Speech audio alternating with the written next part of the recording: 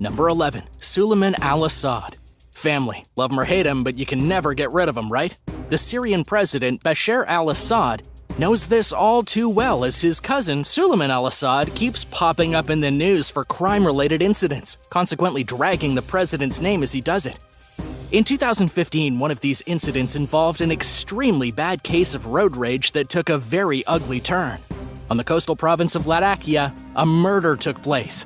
Suleiman is accused of killing Colonel Hassan al-Sheikh of the Air Force. The crime took place supposedly because Sheikh refused to give way in the middle of a traffic jam. He was shot and killed that night. And over 1,000 people flooded the streets in the provincial capital to protest the wrongful death. They wanted justice and were worried that the relationship between the president and criminal was so close, he might get away without proper punishment. The wife of Sheikh told news outlets that she had received a personal promise from President Bashar that the culprit would be brought to justice. Thankfully, he held true to his words. Suleiman was sentenced to 20 years in jail for his actions, but was released last year while being met with extreme protests from the people of the area. Number 10. Bikers gone wild. Let's be real, bikers are pretty intimidating, especially in large groups. There's a reason people know not to mess with them, and this next entry just cements that fact. On September 29, 2013, a gang of furious bikers pulled the frightened Alexian Lean out of his Range Rover while he was stopped at a red light. Why would they do such a thing? Alexian's wife tossed a half-eaten plum out the window and it landed a little too close to one of the bikers, resulting in the whole biker gang getting frosty. And here's the craziest thing. One of the bikers was an undercover cop that helped in the beatdown. Apparently, the men in helmets were banging on Lean's windows threatening to kill him. On the witness stand, his wife later admitted that they thought one of the men was using his butt end of a knife to bang on the window. Obviously frightened, Lean and his wife stepped on the gas, mowing down one of the bikers and paralyzing him in the process. The gang followed the car, and the next time the car stopped, they pulled Lean out of the driver's seat, threw him to the ground, and beat the living hell out of him. Lean's wife and child in the back seat could do nothing but watch in horror and scream for them to stop. Thankfully, no one was killed in the accident, but the Leans were definitely traumatized.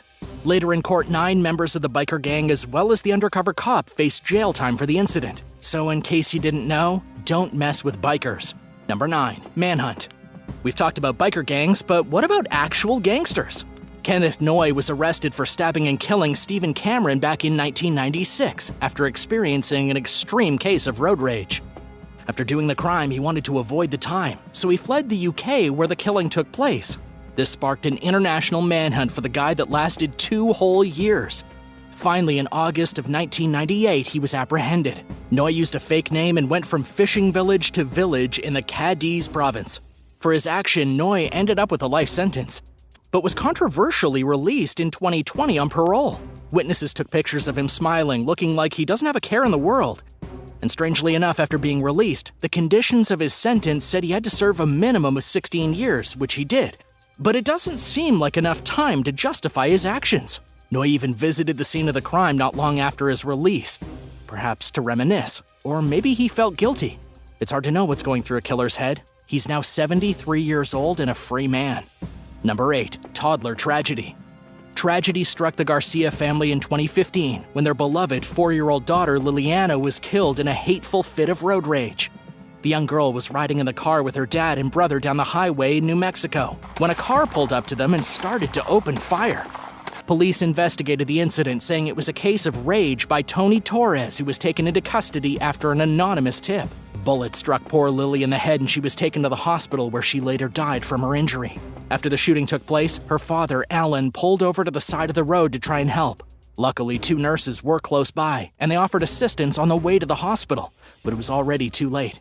Tony admitted to the murder while in jail and now faces multiple years in prison. Lily's parents plan to see the trial out and make Tony suffer the full extent of the law. How could somebody commit such a heinous crime over some petty road rage? We'll never begin to understand. Number 7. Dylan Stoffergen. Local police in Carlton, Texas say the worst case of vehicle rage they've ever seen took place in March during a chain collision crash. A witness named Dennis McClough says the situation was surreal. He was cruising along the I-35 when he suddenly got into trouble. As the car in front of him slammed on its brakes, McClough's airbags went off and knocked him out briefly. When he awoke out of his stupor, he saw the man who caused the crash, Dylan Stoffergen. Stoffergen had gotten out of his car and engaged in a bloody fight with some of the other drivers involved. He stabbed 2 of them and choked another out. Frightened, Dennis chose to stay in his car and record the fight. In his testimony, he said that Dylan looked like he knew what he was doing and had probably received training of some kind. Dennis recalls the man fighting 3 others and still winning, fueled all the while by his blistering fury. In his mugshot, you can see the injuries Dylan suffered. Half his face enlarged from the swelling. He's seen with a smirk of sorts as he had no regrets. Well, you know what people say, don't mess with Texas, especially their drivers if you know what's good for you. Why do you think this Texas man reacted this way? Let us know in the comments down below. And if you're liking this video, be sure to hit thumbs up and subscribe if you haven't already. Number 6. Autobahn anger. We've had a few listings so far where angry drivers pulled guns out, but none of them compare to this next entry. A 54-year-old truck driver in Germany was extremely frustrated by the building traffic. So what was his plan to help? Get out his weapon and start shooting at over 700 cars on the German Autobahn. It wasn't all at once. He'd been shooting at passing vehicles coming from the opposite direction for 5 years before being caught. There isn't a set speed limit on the Autobahn, so you can bet those cars were zooming. Thankfully, only one person was actually hit by a bullet. After being shot in the neck, their vehicle knocked another car off the road and caused an accident. And why did he do this? Well, besides the road rage, the sniper claimed to enjoy it, saying his favorite cars to shoot were new ones, being moved on the backs of trucks. Bullet holes found on some of these cars is what finally led authorities to the gunman. It's crazy what people will do to entertain themselves in traffic. Number 5. Rage at Royals. An ex-Royal Marine officer was killed in a tailgating incident in London by 24-year-old Tarkan Agca. The victim's name was Andrzej Saruta, and he was driving to the city with his wife and daughter to visit his dad for Father's Day and celebrate a birthday. Agca was supposedly tailgating the family's Mercedes way too close for comfort. Andre tried warning the man by tapping his brake, but was hit by the vehicle. The 2 men pulled over to the side of the road, and as Andre was getting out of his car, Agca's car hit him and sent him flying in the air. Andre's daughter was absolutely horrified and later told authorities, "My dad had one hand on the bonnet. He went up on the bonnet and high up into the air. Dad was carried a car length on the bonnet." And in case you didn't know, the hood of a car is referred to as a bonnet in the UK. Along with 13 other convictions and 28 past offenses, many involving road rage, Agca went to court facing murder charges. You'd think people would learn from their past mistakes, but not in this case. Number 4. Rohit Kumar. Human beings are capable of truly terrible crimes. One poor 15-year-old was on the receiving end of pent-up anger from 2 grown men who were fueled by road rage. After minding his own business, 2 men on a bike beat young Rohit Kumar to a pulp. Rohit's cousins tried to find the poor kid some help, but they couldn't afford to get him treatment at the hospital, so they took him all the way to Safdarjung Hospital in Delhi. All the while, on the way there, Rohit was crying and bleeding profusely. Once looked at by doctors, they claimed a bone in his head had been damaged and bent inwards. In fact, every bone in the child's body had been injured in some way. That's the extent of damage the bikers inflicted on him. Rohit would later die due to his injuries. Justice was eventually served though. Thanks to CCTV footage, the 2 men were identified and arrested. But no matter how long their sentence is, it will never be enough to bring back Rohit's future. Number 3. New York road rage. Yet another gun violence crime thanks to drivers suffering from not being able to control their anger. Earlier this year in New York City, a young man named Nelson Caban was killed in his vehicle. He was shot twice and later died at the hospital after being discovered by police. The suspect has still not been found, but authorities say they were driving a blue sedan when they pulled up close to Nelson's car and let loose. This isn't the only road rage incident to take place in New York. Nope, the bustling city has an average of 30 deaths a year and 1,800 injuries because of drivers. It's hard to imagine people getting so angry they'd go after other drivers, but honestly, it's not that surprising. Anyone who's ever been cut off could understand. But murdering someone because of it? No, can't relate. Number 2. Rough rage. Okay, beware dog lovers, the next minute or 2 might make you either terribly sad or incredibly furious, or maybe both. After accidentally rear-ending Andrew's vehicle, Sarah got out of her car to exchange insurance information. Andrew was not so understanding and nice though. He tore into her car looking for her information, and while he was there, he picked up Sarah's dog, Leo, and threw him out the window. The act killed poor Leo and left Sarah horrified. After realizing what he'd done, Andrew fled the scene of the crime. It wasn't until 14 months later when Andrew would be tried in court. Animal lovers around the world were outraged by the crime. and demanded he be tried to the full extent of the law. Andrew stuck to his testimony that it was just an accident. But how do you accidentally throw a 19-pound dog out of a window? The judge didn't buy it, the jury didn't buy it, and neither do we. Andrew was sentenced to 3 years and a $2,400 fee. The verdict was met with applause, and if we were there, we'd probably be clapping too. Number 1. Robert Doyle. Usually you only see people ramming into each other off the streets in games like Grand Theft Auto, or movies like Fast and Furious, but one man got a little too ticked off at the wheel and tried it himself. Back in 2015, a fiery exchange between a driver named Robert Doyle and another named Candelario Gonzalez happened in the Florida heat.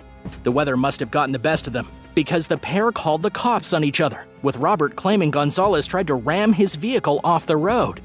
It was unclear who was in the right in this situation as the exchange took place over police radio. Gonzalez had his wife and family in the car with him, and they say Robert was being a reckless driver and they were going to follow him home.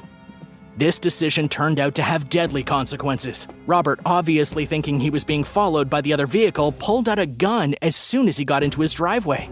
He opened fire on Gonzalez, whose car was blocking Robert's right in front of his poor family. With 4 gunshot wounds, Gonzalez was killed. Robert was arrested on a charge of second-degree murder, but his crime was later dropped, since Robert thought he was being threatened. I'm sure after hearing the other side of the story, he must have felt bad. A camping safari trip turned into a tragic bloodbath after a pack of deadly hyenas dragged a young boy from his bed and ate him alive.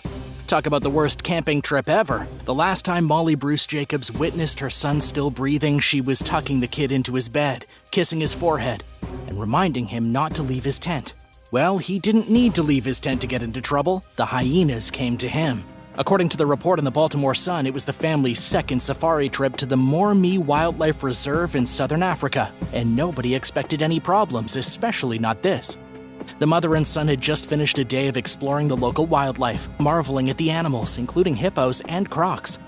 But it was at night, under the cover of darkness, when everyone else was in bed, that the hyenas circled young Garrett's canvas tent. The boy was only 11 years old. It's not clear how the monsters even got into his tent, but they did. The screams awoke the other campers as the kid was dragged out by his neck and into the bushes. By the time help arrived, it was too late. 100 feet from his tent, young Garrett was dead. Number 9. Generator fumes. Dawson Brown, Richie Mays II, and Cole Sova, boys no older than 20, were pronounced dead after being discovered unresponsive inside their camper at Michigan International Speedway. Their friends, Rayfield Johnson and Curtis Stitt, were miraculously still alive when the other boys were found. They had gone on a camping trip together near the Faster Horses Music Festival on a Saturday morning. What the boys hadn't anticipated was that the generator they were using for power would be the death of them. According to Lenawee County Sheriff Troy Beaver, the deaths were an accident. The boys hadn't realized that the generator fumes were dangerous, and they had the generator in an enclosed space. One second they were having fun in their camper, the next they were unconscious on the floor, poisoned by the fumes. The boys all played on the same football team, and the deaths hit the community really hard. It's absolutely tragic, the sheriff said. And we would caution anybody to make sure that if they're using a generator, if it's camping or if your power goes out, it's in a well-ventilated area.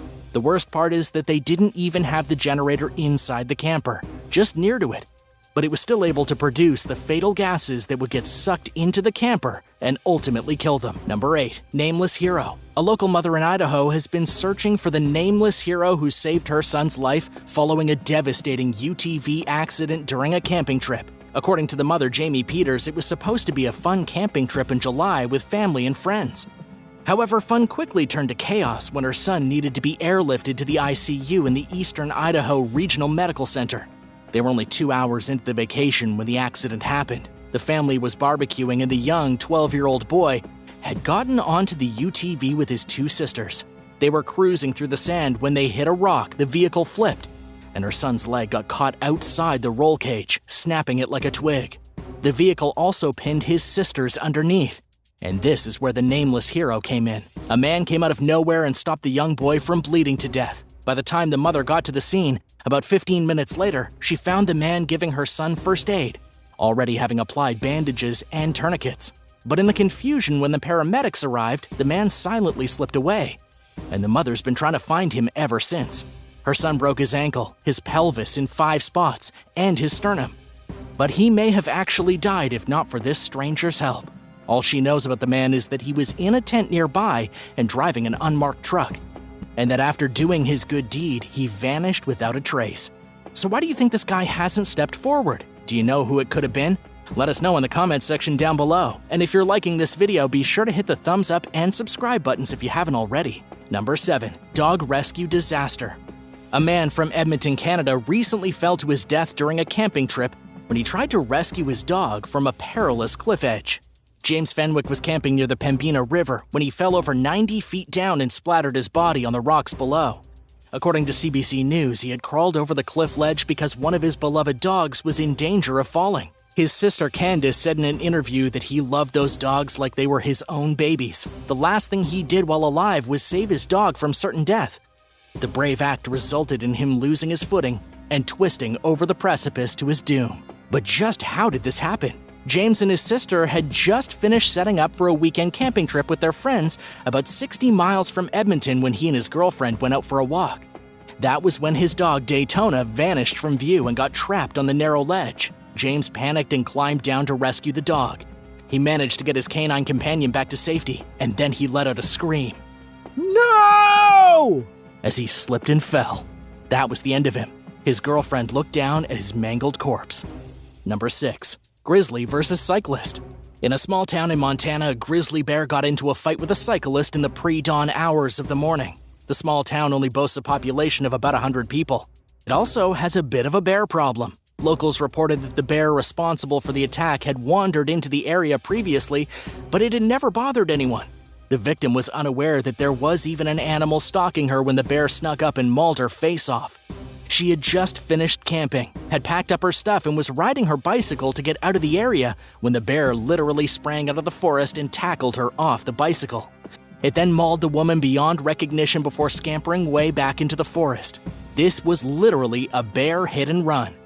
After the terrifying encounter that left the woman dead, police and wildlife specialists were brought in to hunt down the dangerous bear, as it needed to be put down to prevent any other incidents. It was obviously a danger to society since it was attacking people completely unprovoked. However, the last we heard, the bear has continued to evade capture and is still at large. Maybe this crazy bear woke up from hibernation on the wrong side of the cave. Number 5. Missing and never found.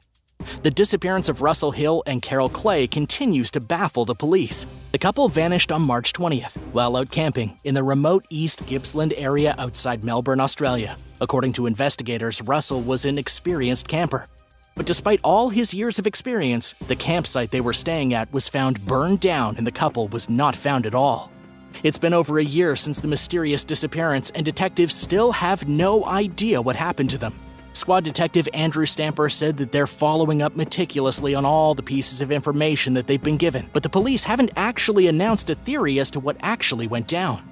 Was the couple kidnapped? Were they brutally murdered and their campsite set ablaze? Or even stranger, could it be that they were abducted, perhaps by aliens? Nobody has a clue. And even after 1 year, their bodies have not turned up anywhere. What do you think happened to them? Number 4. Shot to death. Some Ohio campers have been found shot to death. A perfectly ordinary camping trip turned into a horror movie after a man and his girlfriend, both residents of Circleville, were reported missing in the Morgan County Sheriff's Office in late July. Stephen and Crystal had gone camping in Morgan County and were never heard from again, but they weren't reported missing until about 3 weeks after their disappearance. A search was launched for the couple in the region of the Appalachian Hills Wildlife Area, where authorities eventually found their discarded vehicle and trailer. More searching led to their bodies, with each of the victims being found in a different location and filled with bullets. Their deaths were immediately determined to be homicide. So who shot the completely innocent campers to death?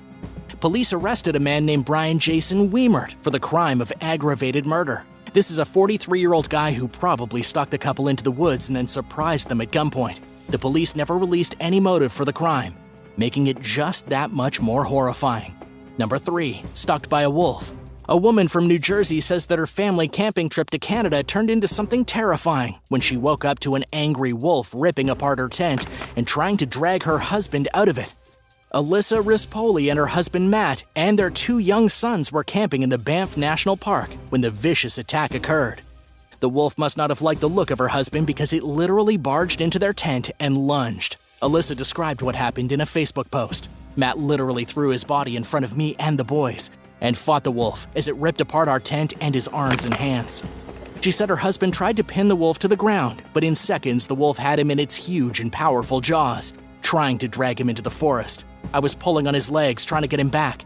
I cannot and don't think I'll ever be able to properly describe the terror, the post read. The only thing that saved the man's life was a nearby camper who heard the screams for help and rushed to the rescue, managing to scare the ferocious beast away. In the end, the husband was covered in blood and ripped up pretty badly, but still alive. If not for the nearby camper hurrying to kick that wolf in the side, startling it, he probably would have ended up being supper in the wolf den.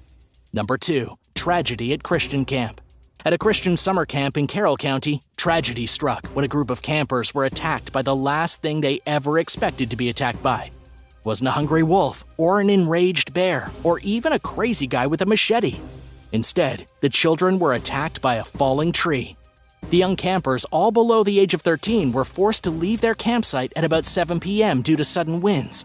They were on their way from the pavilion to the safety inside of the River Valley Ranch. Those winds ended up being so much more dangerous than anyone could have anticipated. A huge tree was blown over and literally fell on 9 campers. One of the kids was killed instantly by the impact and the other 8 were severely injured, with all of them needing to be sent to the hospital for treatment.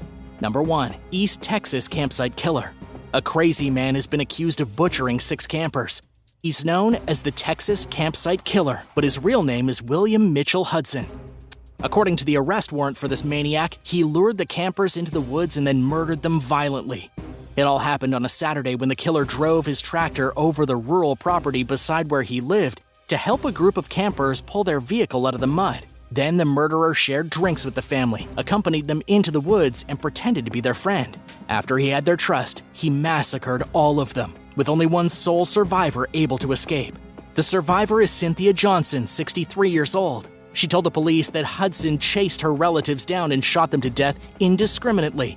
She hid in silence as she listened to her family get killed. She managed to get away and call the police, who later found 4 of the bodies submerged in a nearby pond and the other 2 bodies gunned down inside their trailer. Hudson's tractor was also found covered in blood. The dead ranged from the ages of 6 to 73, and the only motive that seems likely is that Hudson was having a property dispute with the family. Though to be honest, murdering 6 people does feel like Hudson took things a little too far. All the family wanted was to do a bit of camping on the property that they purchased fair and square. And this tragedy kinda sounds like it'll be turned into a horror film soon, don't you think? An aspiring rapper named Young QC has been sentenced to 99 years in prison for paying a hitman all in cash to take out his mother. The hit happened in 2012, but it wasn't until 2020 that Young QC, his real name Kamaine Wilson, was found guilty of the murder. The word for this kind of crime is matricide, when somebody murders their very own mother. Wilson hired a man named Eugene Spencer to kill his mom, Yolanda Holmes. And it worked too. Spencer shot Holmes inside her own apartment in the uptown neighborhood of Chicago, leaving her boyfriend unconscious on the floor.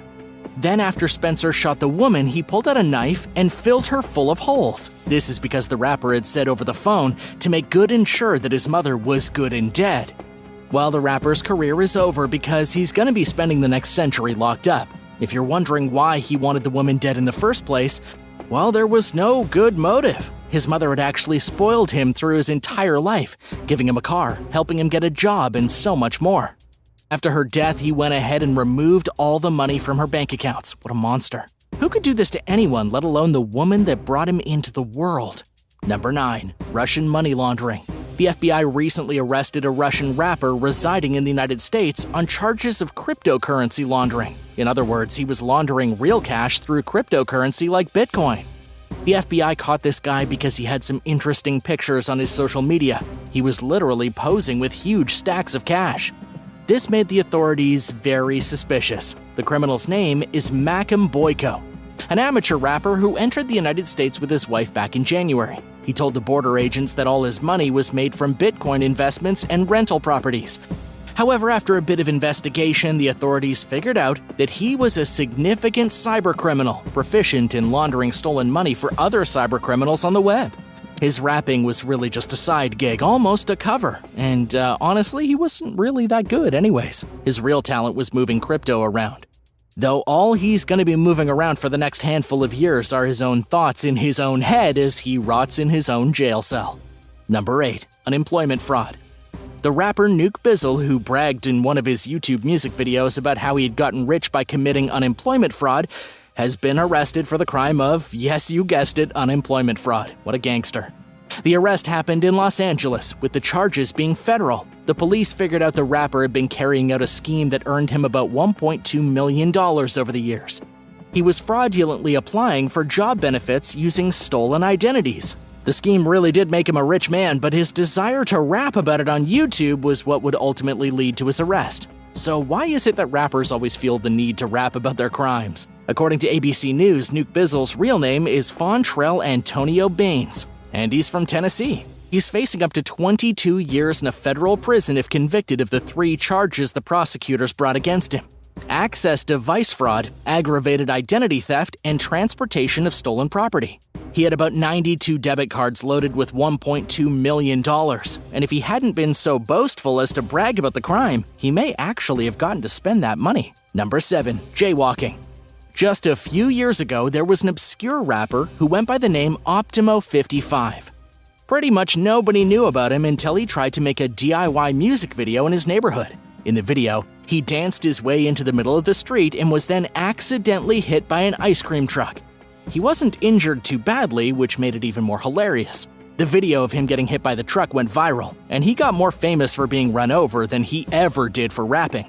Then the comedian Daniel Tosh from Comedy Central helped Optimo55 to make an actual music video with professionals, which for a short time made it onto the hip-hop singles charts on iTunes, rocketing all the way to number 15. Optimo55 may never have really gotten the recognition that he deserved, and he did only get 15 minutes of fame, but it was better than nothing, and all thanks to a rogue ice cream truck. We wonder if he got any free ice cream afterwards. Have you ever heard of Optimo55? Are you gonna check out his music videos now? Tell us what you think about the rapper in the comments section down below. And if you're liking this video, be sure to hit the thumbs up and subscribe buttons if you haven't already.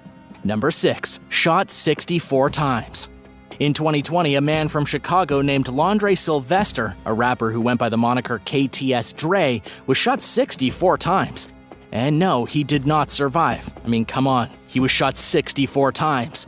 It happened almost immediately after the rapper was released from the Cook County Jail after being fitted for electronic monitoring, aka an anklet that would keep an eye on him in his home on house arrest. The Chicago Tribune reported Sylvester had posted $5,000 bail the week before, after prosecutors hit him for violating his bail bond for allegedly failing to meet conditions of his release in a felony gun case earlier that year. After he was let out, though, he only smelt the sweet smell of freedom for a few seconds. He was ambushed and suffered at least 64 bullet wounds, primarily to his head. According to NBC News, he was pronounced dead at the hospital.